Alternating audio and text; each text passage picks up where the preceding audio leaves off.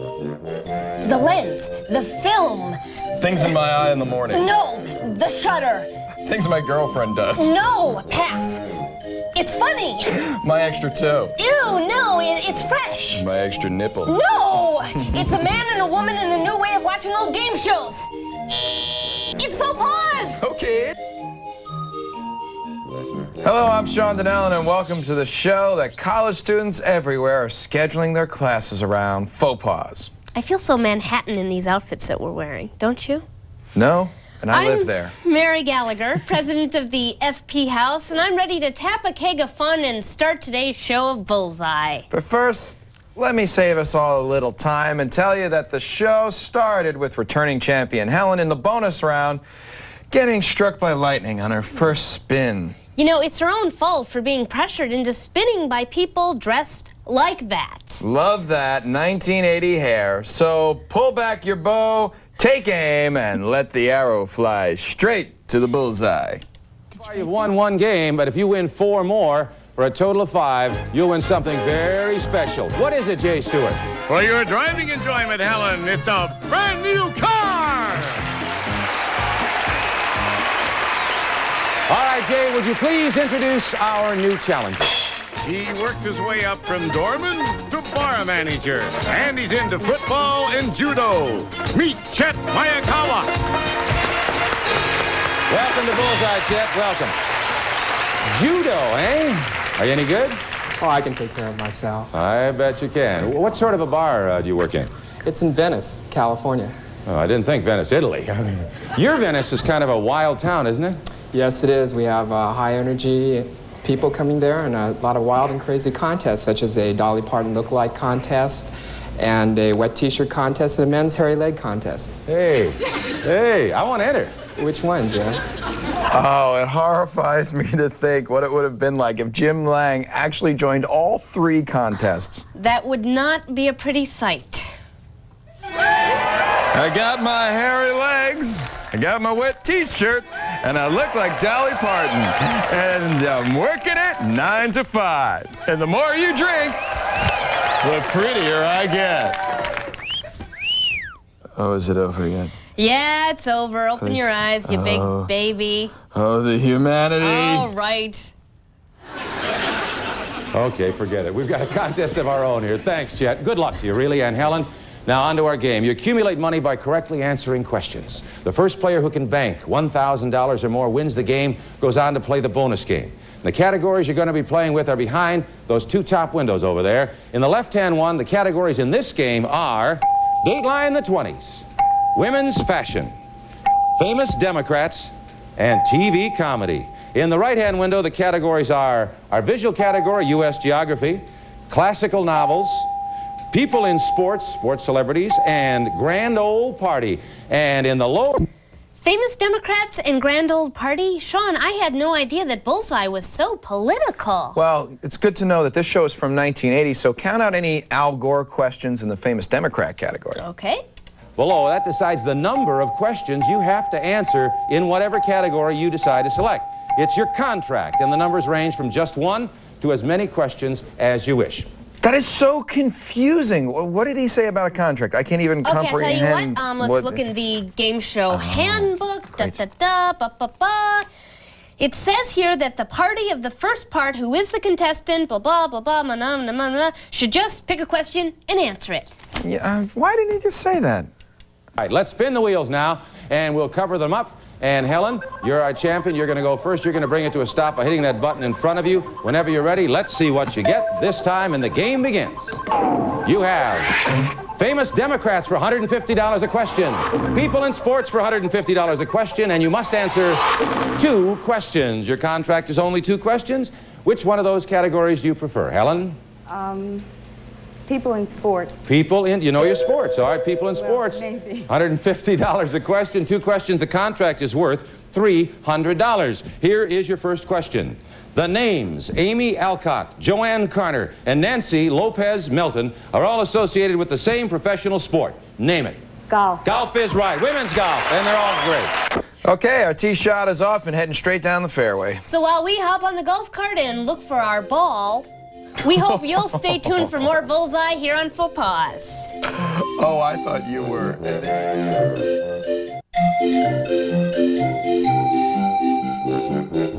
Welcome back to the fraternity that everybody wants to be in, Faux. And as your Rush chairman, it's my duty to introduce the second segment of Bullseye. And you're still in control, so let's spin the board. And as it spins, we'll cover everything up there. And once again, you can hit your button. Hell, let's see what you get this time. See if you get a little something different. You have Famous Democrats, $150 a question. Grand Old Party, $100 a question. And the contract is 2 questions again. Now, which do you want, Democrats or the GOP? Let's try Democrats. All right, well, it's a little more valuable anyway, at least on the board there. $150 a question. 2 questions. The contract, again, is worth $300. Here's your first question of the contract. Sean, what's with those earrings of Helen's? I mean, they look like that lame mobile of the solar system that every kid made in science class and hung above your bed at night. You know, I honestly think she did a great job of matching the set. No, that's but true. You know what my favorite science project was? What? It was that one where you grow a beanstalk in a shot glass. Oh, no, you use a Dixie cup in my house. Well, that's just what my mom had around. Uh-oh. Dean Acheson was a confidant of Democratic presidents. What cabinet post did Acheson hold? Secretary of State. That's it. You got it. The pot is worth $750. And now answer this question, and again, you've completed the contract, and you'll have to make that decision. Famous Democrats, the category. For the contract, Mike Mansfield left a distinguished congressional record behind to become an ambassador. For the contract, to what country was he sent?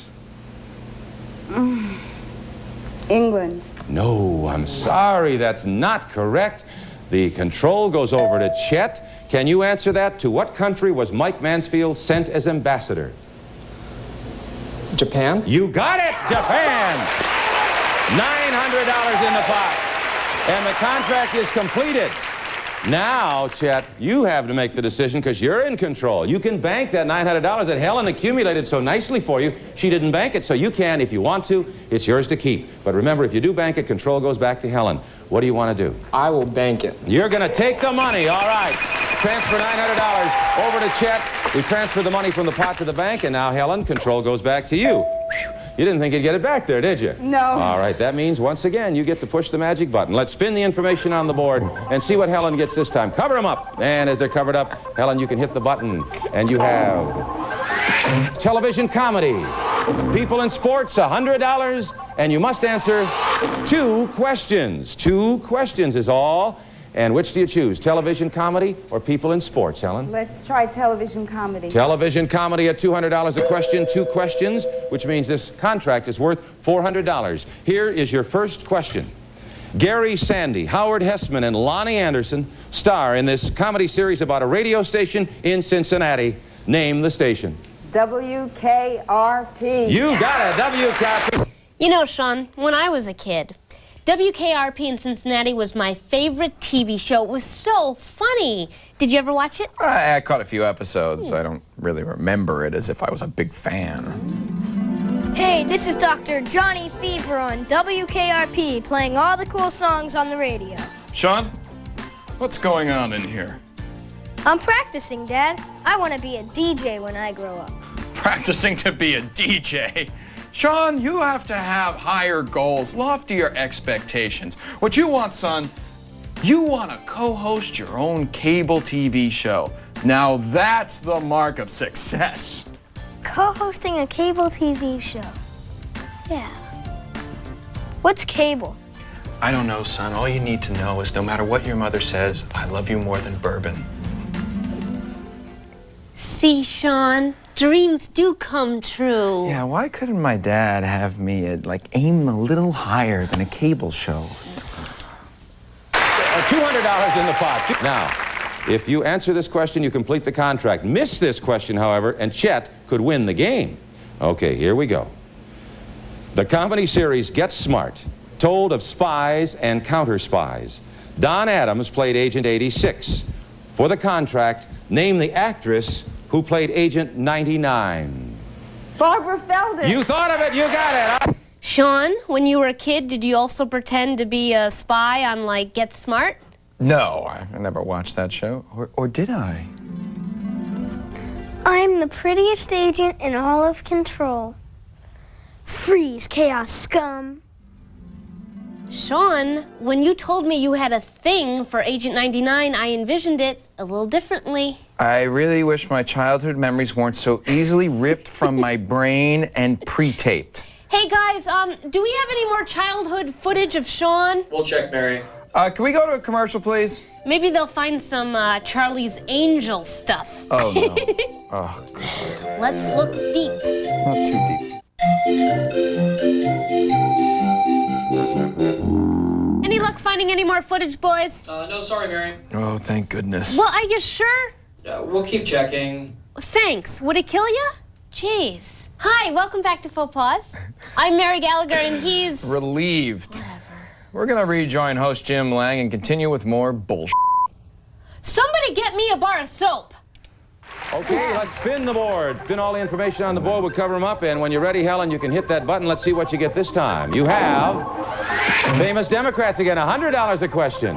Oh, more Democrat questions. You know what that means, don't you? No, what?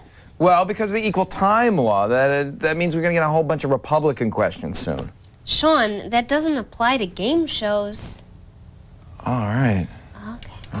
Classic novels, $150 a question, and the contract is one question. One question's all it is. So which one do you think you'd have a better chance with, Helen? Democrats or novels? Let's try novels. All right, classic novels.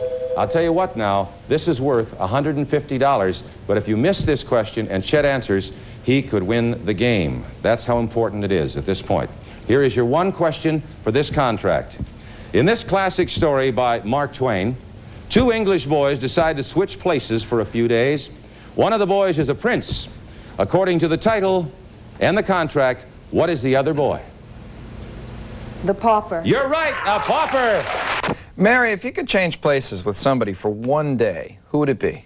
Let me think.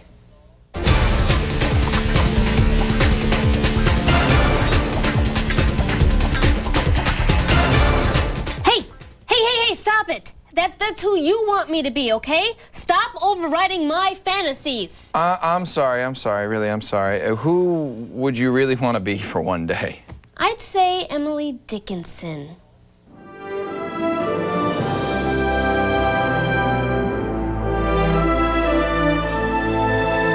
Hey.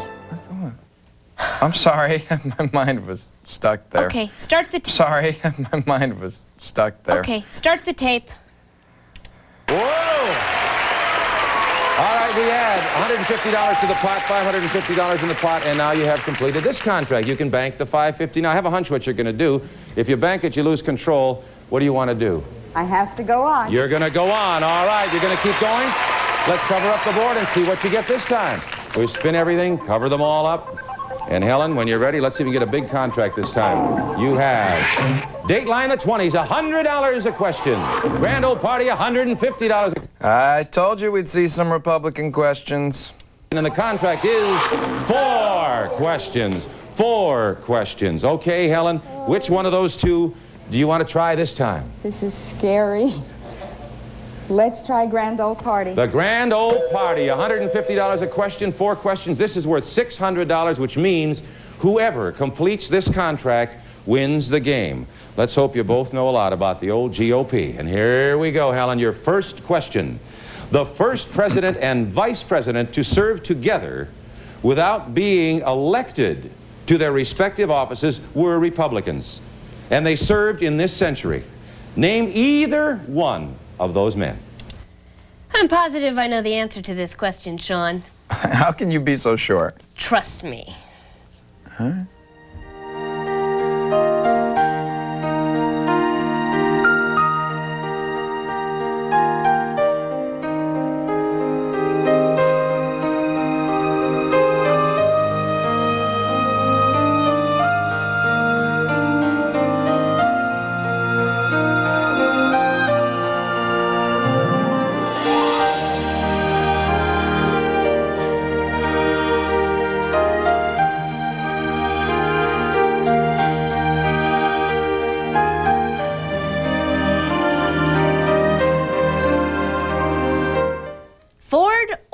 Rockefeller, believe me.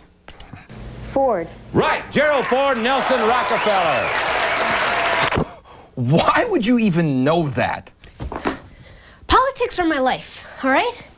Okay, okay. I bury myself in politics because I have nothing else. Mary, it's not your fault, Chief. I know. It's not your fault. I know, I'm cool.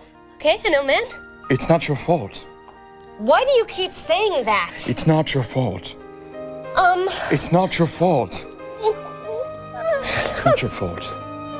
So with 700 in the pot and 3 questions left in the contract, we're going to take a break and end this round of Bullseye. It's all right. It's not your fault, Chief. It's okay, Mister.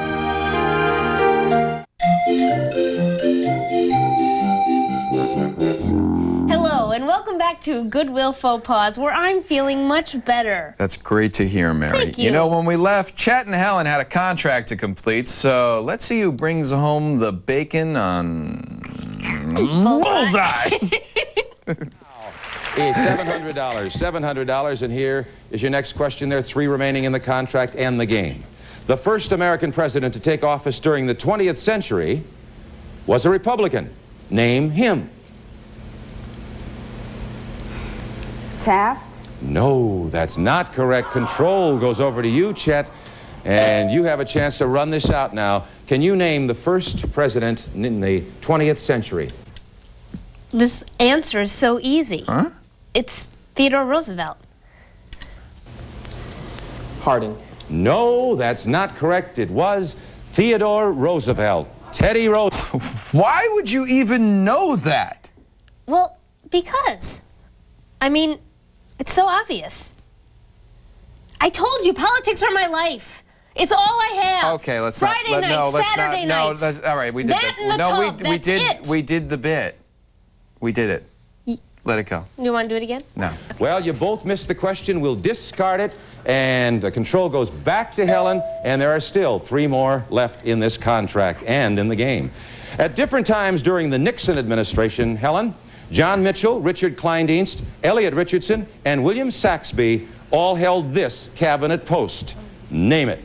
Attorney General. You're right. Attorney General is correct. All right, the pot is now $850. $850, 2 questions remaining in the contract. In the game, you're still in control, Helen. Only 1 Republican president has served 2 full terms in office during this century. Name him.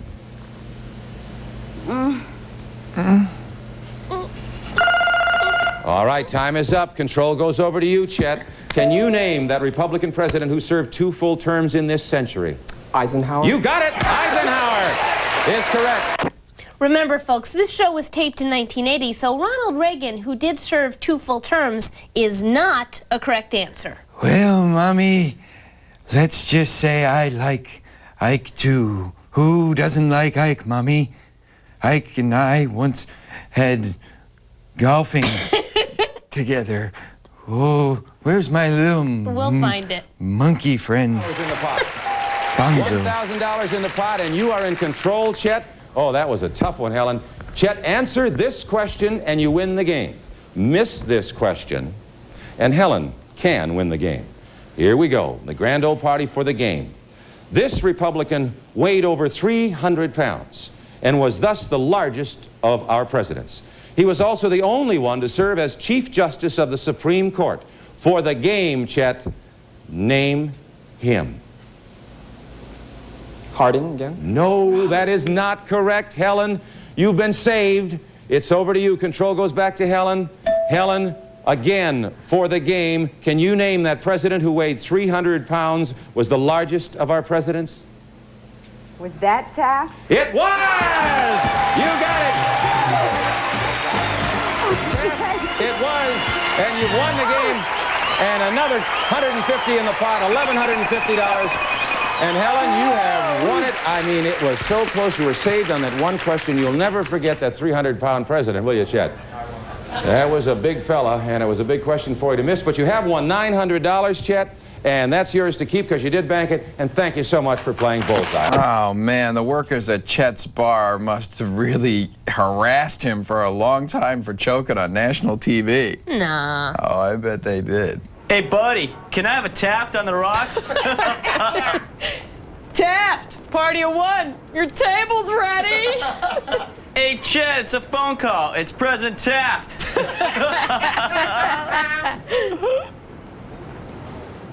It was brutal. Speaking of brutal, Helen lost on the first spin in the lightning round again, but she returned the next day as champion. And we also hope that us and you and all of us will return as champions on the next episode of Faux Pas. We hope to see you soon. Bye. Bye. I just said bye, Mary. I know, but it was on the prompter to say bye. It's not your fault.